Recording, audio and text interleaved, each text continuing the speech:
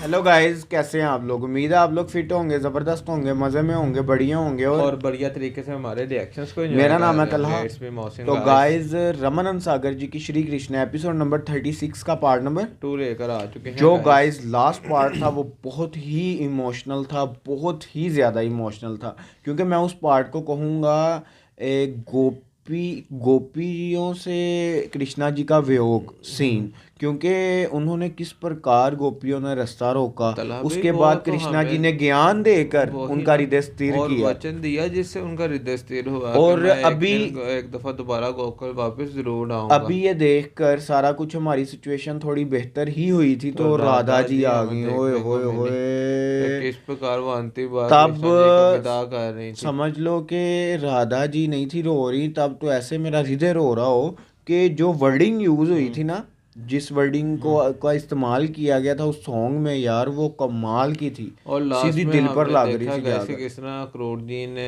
कृष्णा जी और बलराम जी की सुरक्षा हेतु सारे सैनिकों का प्रबंध किया हुआ है बिल्कुल। अपने चाको चौबंद दस्ते का, और द- मुख्तलिफ पॉइंट्स पर उन्हें सर्च भी किया है। आप देखते हैं गैस के ये कब मथुरा पहुंचेंगे और सुरक्षा हेतु पहुंच और पाएंगे या नहीं। रास्ते में कुछ कंस के सैनिक वगैरह से कोई इनका। आक्रमण तो नहीं हाँ। करेंगे या क्या होने जा रहा है, ये सब जानने के लिए चलते हैं वीडियो की तरफ और देते हैं रिएक्शन गाइस। वो किस लिए? ताकि यदि हम पर कहीं रास्ते में ही हमला हो जाए तो हम वहीं से आप दोनों को नदी पार भेज देंगे और वो लोग वहां आपकी सहायता के लिए उपस्थित होंगे। नदी पार क्या तैर के करेंगे? फिर तो हम अभी से कपड़े उतार कर लंगोट बांध लें। नहीं नहीं नहीं, उसकी आवश्यकता नहीं है। रास्ते में जगह जगह एक एक नाव छुपा कर रखी हुई है, वो देखिए। पूरा प्रबंध किया हुआ है। ये सारा प्रबंध तो बहुत अच्छा है अक्रूर जी, परंतु जिस सेना के भय से ये सब कर रहे हैं उसका पता कैसे लगेगा? उसके लिए हमारे साथी इन पहाड़ियों के ऊपर निरंतर पहरा दे रहे हैं, वो देखिए।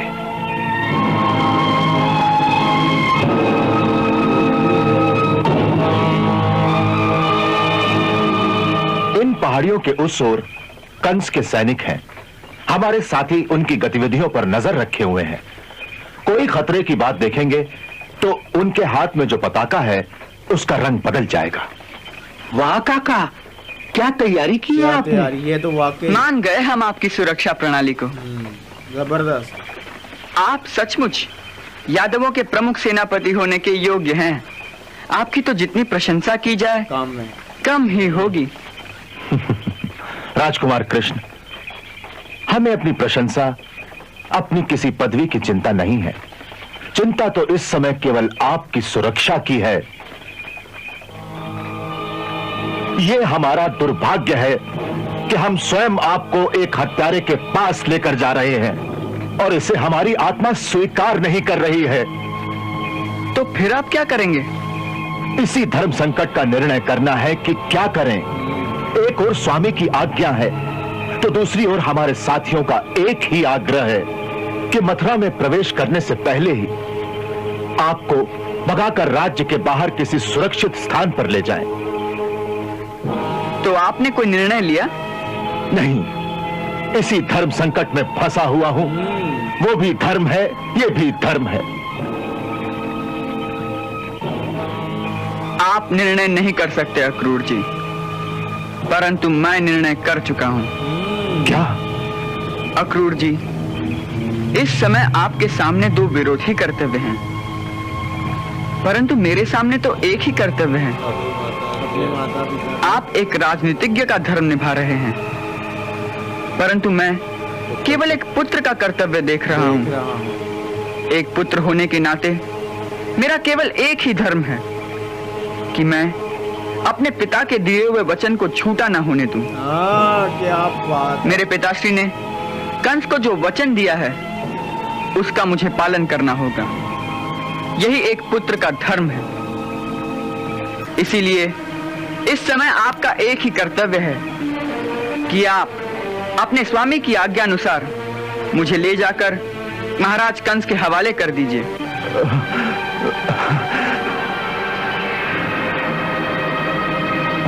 ये भाग्य की कैसी विडंबना है प्रभु।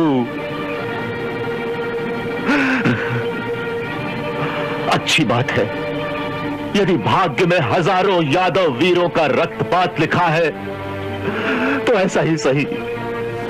हजारों यादव वीरों का रक्तपात? क्यों? तो आप क्या समझते हैं, आपको कंस के हवाले करके हम चुपचाप खड़े अपने राजकुमार की हत्या का तमाशा देखते रहेंगे? नहीं राजकुमार नहीं, एक बार आपको उसके सामने खड़ा कर दूं, बस इतने में ही हमारे स्वामी का वचन पूरा हो जाता है। तत्पश्चात उसकी तलवार निकलने से पहले ही हमारे छुपे हुए यादव वीरों की तलवारें बिजली की तरह एक साथ लपक पड़ेंगी। फिर जो घमासान युद्ध होगा उसमें केवल लाशें ही लाशें होंगी। परंतु हमारे यादव वीर अपनी लाशों के ऊपर से आप दोनों को बचाकर निकाल ले जाएंगे, इसका मुझे पूर्ण विश्वास है और आप भी इसका विश्वास कीजिए।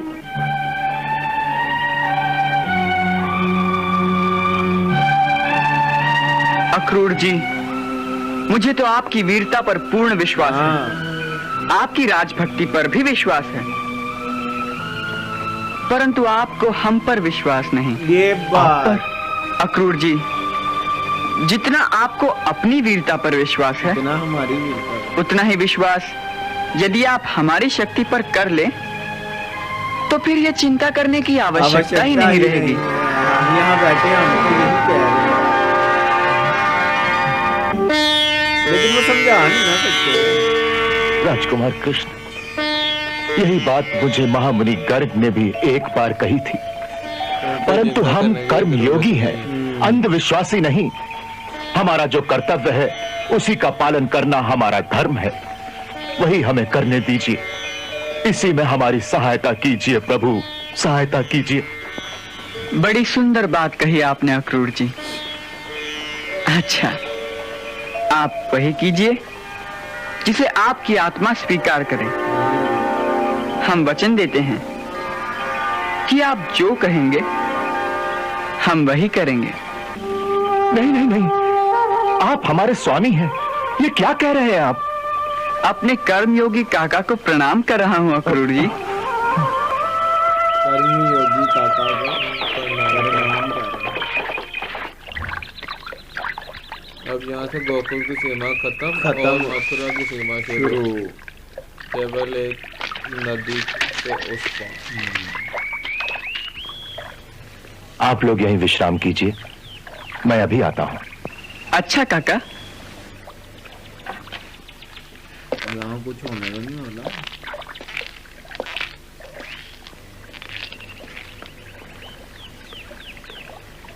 क्या सोचना है? हमारी चौथी टुकड़ी के घुड़सवार अभी यमुना पार की चौकी पर नहीं पहुंचे। पहुंच चुके होंगे, केवल प्रकट नहीं हुए।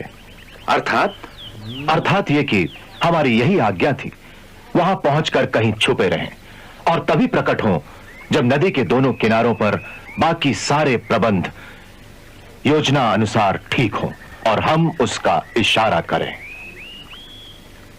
उसके लिए हमें यमुना जी में स्नान करना पड़ेगा, वही हमारा गुप्त संकेत है।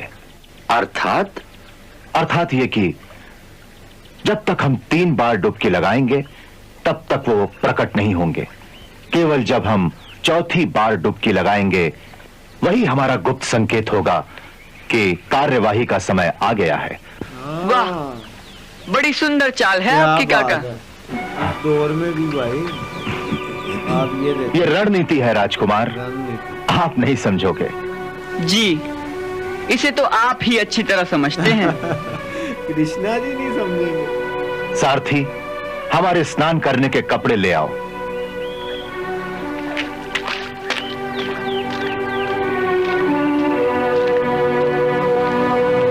अक्रूर जी ने तो बड़ी लंबी चौड़ी योजना बना रखी है दाऊ भैया। हाँ, मुझे तो इन पर दया आ रही है, बेचारे बहुत थक जाएंगे। अच्छा है, थकने दो, अहंकार में तो यही होता है।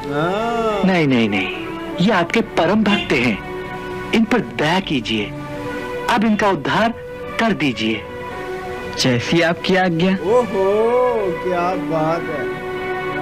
ये आपके परम भक्त हैं, इनका उद्धार कीजिए। कृष्ण जी का अहंकार में तो ऐसा ही होता है। आप लोग यहीं रुकिए, मैं गुप्त संकेत देकर आता हूं। जी।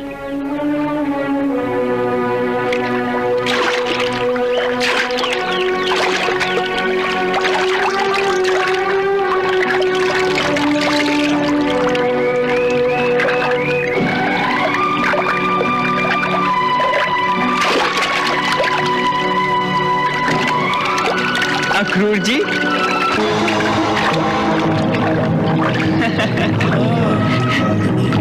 आप यहाँ क्या कर रहे हैं?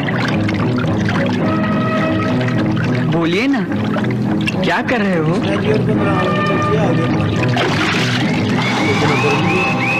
यार ये कैसी लीला। काका, क्या बात है? क्या देख रहे हो? कुछ नहीं। काका, आपने हमारी बात का उत्तर नहीं दिया। आप इस स्थान पर क्या करने आए हो? बोलिए ना काका, कुछ तो उत्तर दीजिए।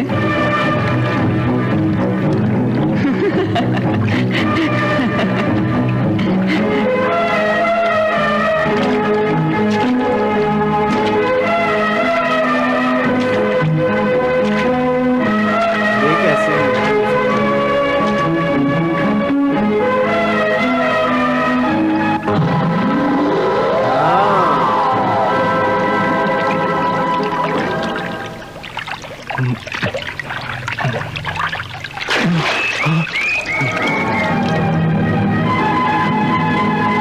काका, इतने घबराए हुए क्यों हो?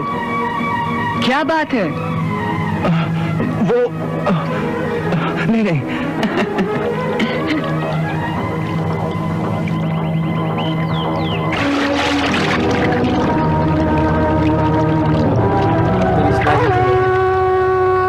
ओह, क्या बात है।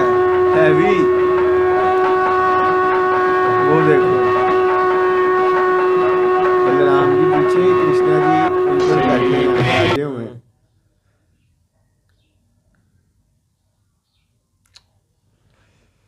Heavy scene. उन्होंने अक्रूर जी को भी दिखा दिया। अक्रूर जी की क्या सिचुएशन होने लगी, अब वो भी स्थिर हो जाएंगे मोहसिन भाई।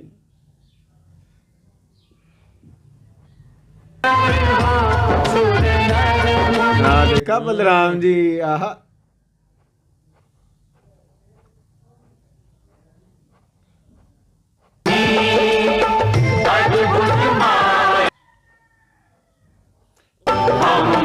तो गाइस यहाँ खत्म हुआ ये पार्ट भी कमाल का था। एंड पे तो मजा ही आ गया। आप देखेंगे तलहा भाई कि अक्रूर जी ने किस प्रकार सारे प्रबंध किए हुए हैं। ओए होए होए होए। स्टार्ट से उस बात दौर करें, में उस वही दौर ना। में इस तरह की योजना कि उन्होंने पहाड़ों पर सैनिक, अपने साथ सैनिक, नदी के पार सैनिक, उसके बाद वो मथुरा एंटर होने से पहले सैनिक, नाव किसना छुपाई उसके बाद जगह जगह उन्होंने हर पॉइंट पे नाव, मतलब कि कश्तियां कि अगर छुपाई कंस हुई हैं के सैनिक हमला कर हाँ। भी दें तो वो नदी के जरिए और उन्हें वहां तक पहुंचा दें। सकें। और दूसरी तरफ उन्होंने पहाड़ों पर अपने सैनिक खड़े किए हुए हैं कि वो दूसरी संकेत तरफ जो दे सके। वो कंस के मामा कंस के सैनिक हैं उन पर नजर रख सकें, बिल्कुल। दृष्टि रख सकें। और अब वो संकेत देने के लिए जब पानी में गए हैं, कि मैं 3 डुबकियों के बाद ओए, जब चौथी डुबकी लगाऊं को समझो कि जो हमारा प्लान है उसे एग्जीक्यूट करने का टाइम आ चुका है और वो प्रखट हो जाएंगे जो सैनिक हैं। लेकिन उन्होंने पहली डुबकी लगाई, आंखें खोली पानी में पर जाकर। राम जी ने कहा ना कि आप अब उन्हें मुक्ति दे दे दें, वो आपके दीजिए। प्रिय भक्त हैं। भक्त हैं, तो ये वो आपके मोह में ही कर रहे हैं उनका कि आपको उद्धार कोई कर दीजिए। आपको कोई हानि ना पहुंच सके। बिल्कुल। और उसके बाद कृष्णा जी ने उससे पहले कहा कि थकने दीजिए, अहंकार में ऐसा ही होता है। उन्होंने कहा कि अहंकार है वो ये सिर्फ आपके आपकी परम सुरक्षा भक्त है, हैं। तो बिल्कुल आपके परम भक्त हैं, उनका उद्धार कर दीजिए। तो जैसे ही अक्रूर जी डुबकी लगाने गए हैं तो वहाँ कृष्णा जी और बलराम जी आए हाय, दूसरी डुबकी लगाई फिर कृष्णा जी और बलराम जी। और तीसरी तो बार जब फिर उन्होंने तीसरी लगाई उन्होंने तो कृष्णा जी ने अपना असल रूप दिखा दिया, देवी देवता, और उसके बाद बलराम जी भी अपने असल रूप में आ गए। यार कमाल का सीन था। तो ये ये जगह भी एक हमें- कमाल की लीला है यार। हमें जानना ये है कि अब अक्रूर जी का हृदय स्थिर हो जाएगा जो वो बिल्कुल। कृष्णा जी और बलराम जी को लेकर इतना चिंतित है, उनकी चिंता में कोई कमी आएगी ये या तो नहीं नेक्स्ट आएगी, ये next पार्ट part में ही पता चलेगा। तब तक के लिए अगर आपको ये वाली वीडियो अच्छी लगी, इस वीडियो को ज़्यादा से ज़्यादा लाइक कीजिएगा, शेयर कीजिएगा, कमेंट कीजिएगा और हमारे चैनल को सब्सक्राइब तो करना मत गाइस भूलिएगा मिलते guys। हैं नेक्स्ट वीडियो नेक्स्ट पार्ट के साथ। Love you. Bye bye.